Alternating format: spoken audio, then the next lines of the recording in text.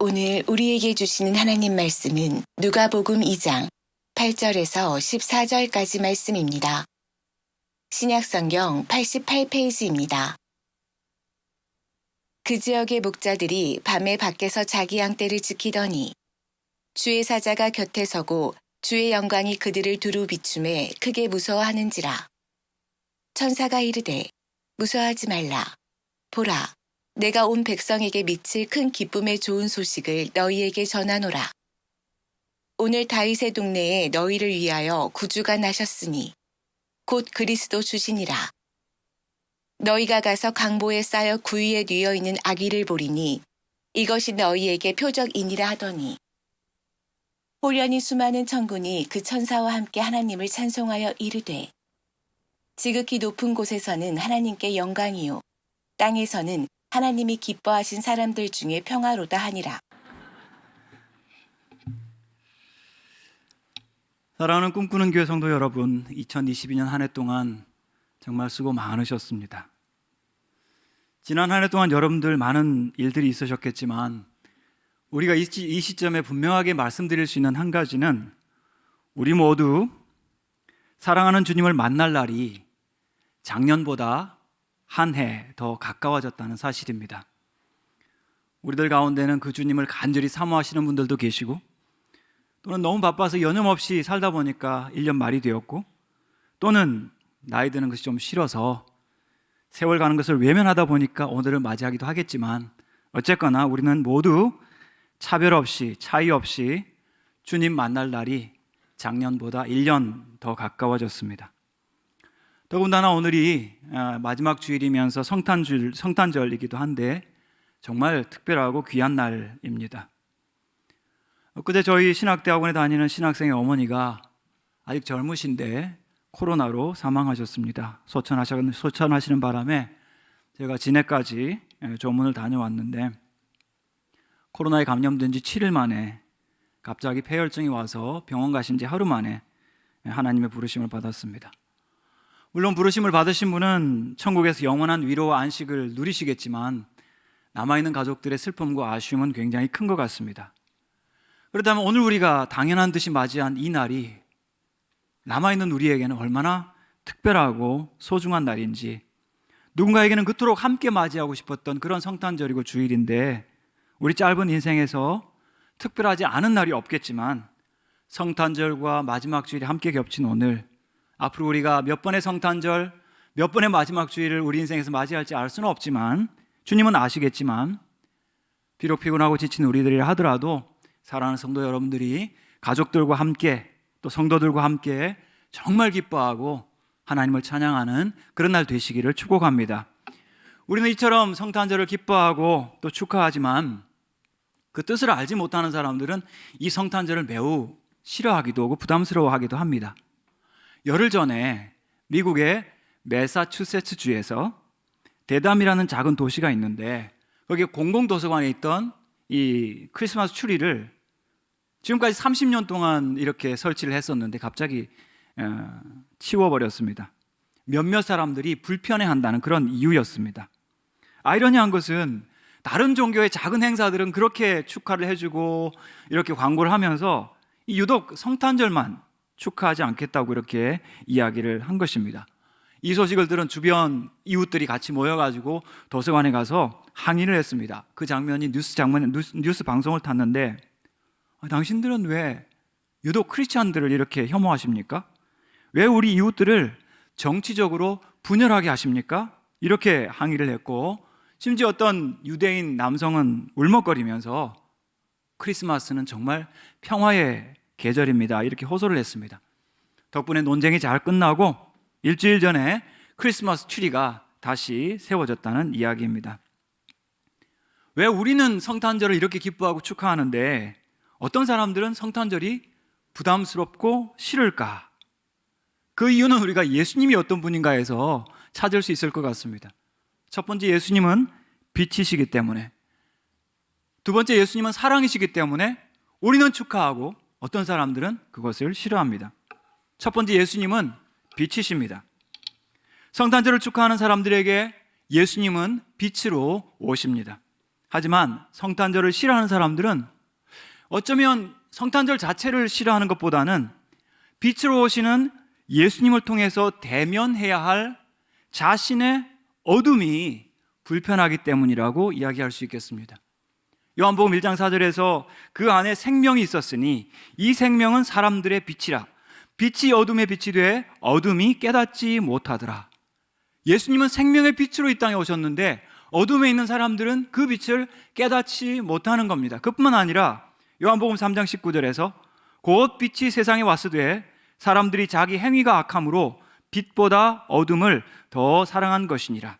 악을 행하는 자마다 빛을 미워하여 빛으로 오지 아니하나니 이는 그 행위가 드러날까 함이요. 빛을 싫어하는 사람들은 행위가 드러나는 것을 싫어하고 두려워한다고 이야기합니다.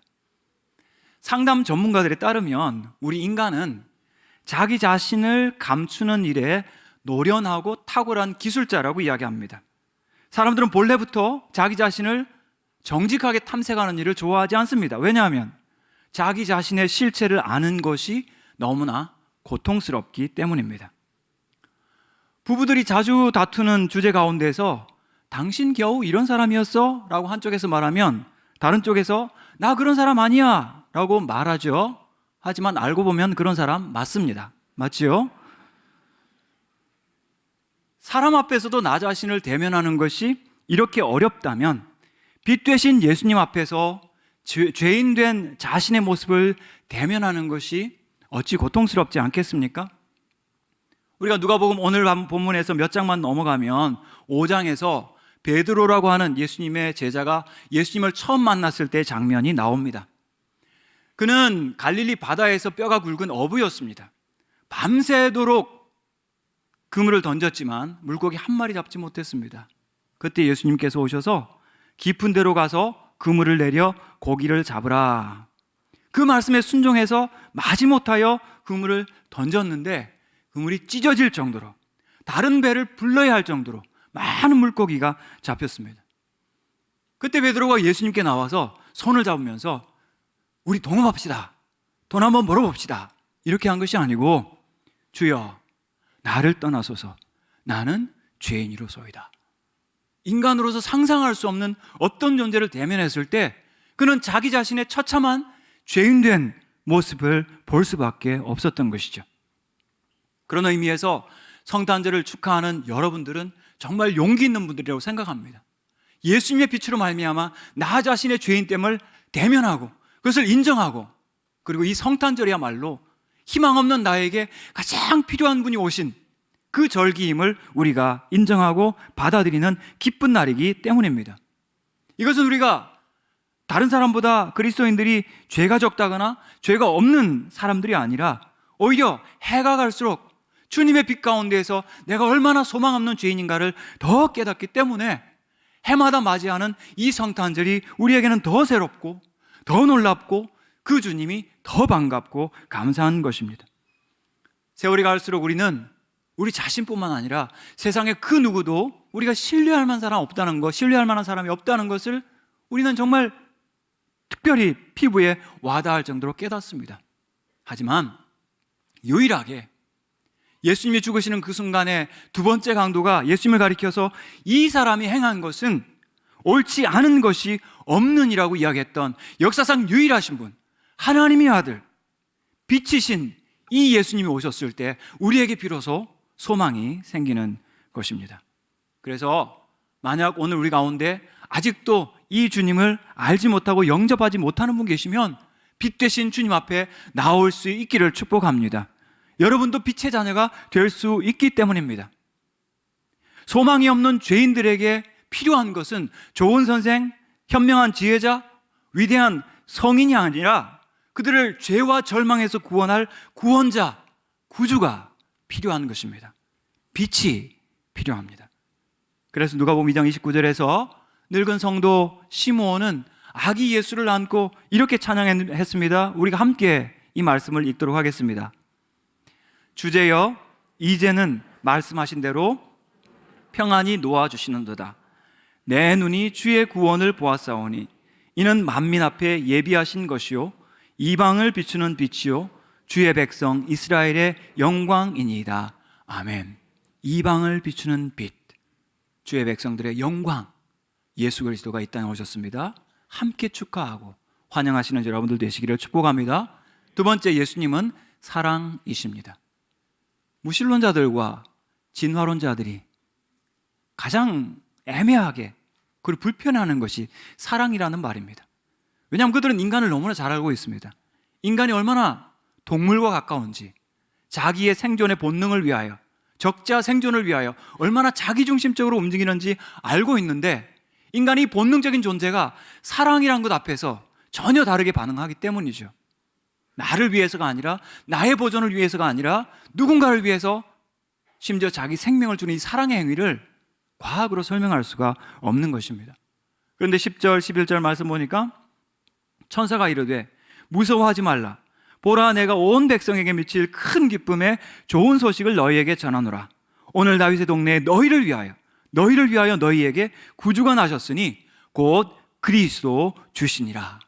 아기가 태어나는 것은 그 가정을 위하여 태어나는 거죠.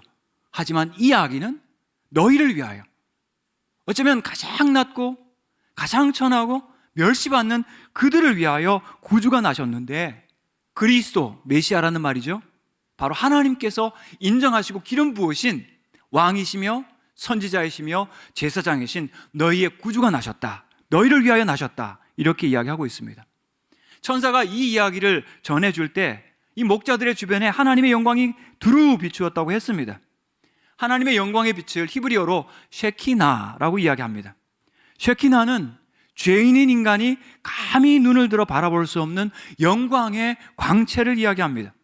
만일 여러분이 맨눈으로 태양을 바라보신다면 얼마지 않아 실명하고 말 것입니다. 하물며 영적인 우리 인간 존재가 거룩하신 하나님의 영광의 빛에 나타났을 때, 노출되었을 때 우리는 공포와 두려움에 사로잡힐 수밖에 없습니다. 이 목자들이 크게 두려워했을 때, 신약 성경에서 예수님의 탄생과 관련해서 천사가 나타나서 고지할 때마다 그 대상들에게, 인간들에게 말한 한결같이 이야기한 것이 두려워하지 말아라. 안심시키고 있는 것을 볼 수가 있습니다. 천사들이 영적인 존재고 영적인 곳에서 하나님의 구원의 메시지 복음을 가지고 왔지만, 그 소식을 전하는 그 현장에서 인간이 불확실성과 공포에 빠지기를 원치 않았다는 거죠. 우리 기독교는 어떤 경우에도 어마어마한 하나님의 영광과 복음이 우리에게 전달될 때도 이것은 공포 체험 혹은 흉가의 공포가 아닙니다. 만일 우리가 마귀를 여러분들이 대면하게 되신다면 아마도 끔찍한 공포와 두려움과 온몸에 털이 쭈뼛서는 그런 어려움을 겪게 되겠지만, 하나님의 나타나심은 따뜻하고 평안합니다. 견고하고 굵고 씩씩합니다. 두려워하지 마라. 담대하라. 하나님의 강하심은 여러분을 지키시기 위한 것입니다. 여러분을 안전하게 거하게 하기 위하신 것입니다. 취약한 인간, 연약한 인간이 두려워할까 봐, 혹시 겁을 내고 위축될까 봐 위로하시면서 안심시키며 따뜻하고 섬세하게 사랑으로 우리한테 나타나시는 것을 우리가 볼 수 있습니다. 빛은 밝은 것이기도 하지만 빛은 따뜻합니다. 이틀 전에 금요일에 제가 사는 천안에 대설경보가 내렸습니다. 하루 만에 18.5cm의 눈이 왔습니다. 40년 만이라고 하죠. 하루 종일 눈이 오고 또 왔습니다. 눈 폭풍이 쳤습니다. 기온은 영하 17도까지 내려갔습니다. 겁이 덜컥 났습니다. 이러다 주일날 못 가겠다, 교회에. 다행히 어제 토요일 아침에 일어났을 때 구름 한 점 없이 맑고 푸른 날이 찾아오면서 따뜻한 햇빛이 내리쬐기 시작할 때 얼었던 땅이 조금씩 녹기 시작하였습니다. 어둠은 차갑지만 빛은 따뜻합니다. 빛이신 예수님, 이 땅에 사랑으로 오셨습니다. 사랑을 전하기 위해 오셨습니다. 이것이 어떤 사람에게는 거부감을 줄지 모르지만 주님은 영적인 세계에서, 위에서 우리에게 내려오셨습니다. 예수님께서 육신을 가지고 이 땅에 오셨기 때문에 목자들은 그 아기를 찾아가서 만나볼 수가 있었고 발견할 수가 있었습니다. 예수님께서 나중에 성장하셔서 어른이 되셔서 공적인 사역을 할 때 그 따뜻한 손으로 병든 몸들을 만져주시면서 그 병자들을 고쳐주셨습니다. 예수님께서 사람으로 오셨다는 이것 자체가 우리에게는 따뜻한 사랑입니다. 그런 의미에서 성탄절은 사랑의 계절입니다. 이 사랑을 받고 이 사랑을 함께 공유하고 나누는, 그래서 서로 손잡아주는 그런 계절이 이 성탄절이라고 할 수 있겠습니다. 주님은 몸을 입고 역사 속에 들어오셔서 인류의 차가운 역사, 냉정한 역사를 따뜻하게 덮여주셨습니다.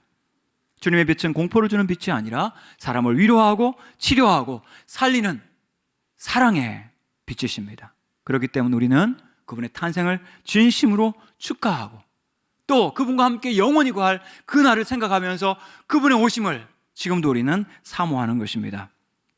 사실 당시에 이 목자들은 그 시대의 사람들에게 신뢰받지 못하는 사람들이었습니다.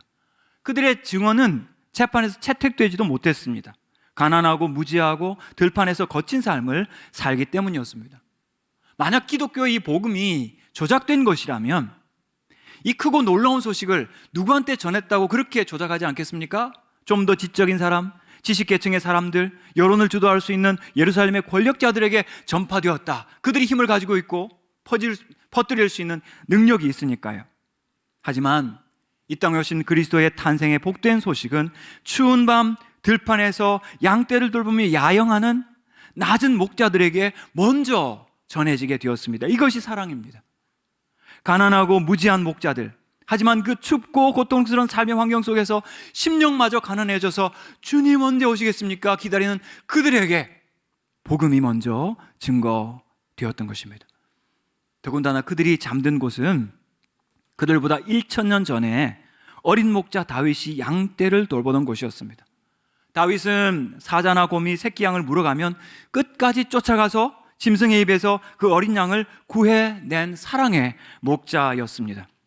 이제 그 베들레헴에 태어나신 예수님은 다윗과 같이 이스라엘을 정말 힘과 권능과 사랑으로 목양할 그런 목자로, 사랑의 목자로 오시는 것인데, 예수님께서 베들레헴에서 탄생하실 것을 예언했던 것이 미가 선지자 미가서 5장 1절인데 미가서 5장 4절 우리 같이 한번 읽어보겠습니다. 다시 읽겠습니다. 그가 여호와의 능력과 그의 하나님 여호와의 이름의 위엄을 의지하고 서서 목축하니 그들이 안전하게 거주할 것이라. 이제 그가 창대하여 땅끝까지 미치리라. 아멘. 사랑 많으신 우리 주님은 이 땅에 오셔서 자기 백성을 온순하게 그리고 암양을 따뜻하게 인도하실 뿐만 아니라 그들을 견고하게 지키시는 그러한 능력의 주님이십니다. 사랑이 없는 능력은 잔인할 수 있죠. 능력 없는 사랑은 무기력합니다. 하지만 사람의 몸을 입고 이 땅에 오신 우리 주님은 완전한 목자로서 그 양떼를 안전하게 그리고 온순하고 사랑으로 인도하시는 사랑의 목자이십니다. 말씀을 맺겠습니다. 사랑하는 성도 여러분, 사랑의 목자이신 주님 안에서 안심하시고 감사하시고 찬송하시는 여러분들 되시기를 축복합니다. 세상의 종교들은 한결같이 인간이 신을 찾으려고 하는 인간 도덕성에 의존한 불안한 시스템을 가지고 있지만, 기독교는 빛이신 하나님이 죄악의 흑암을 뚫고 찾아오셔서 우리에게 생명을 주시는 하나님이 주도하시는 사랑의 종교, 빛의 종교, 생명의 종교입니다. 참된 빛으로 오신 주님, 참된 사랑으로 오신 주님, 그 주님을 진심으로 환영하면서 남아있는 우리 삶에 그 구주를 찬양하고 감사하며 그분이 다시 오실 날을 간절히 사모하는 여러분들 되시기를 주의 이름으로 축복합니다.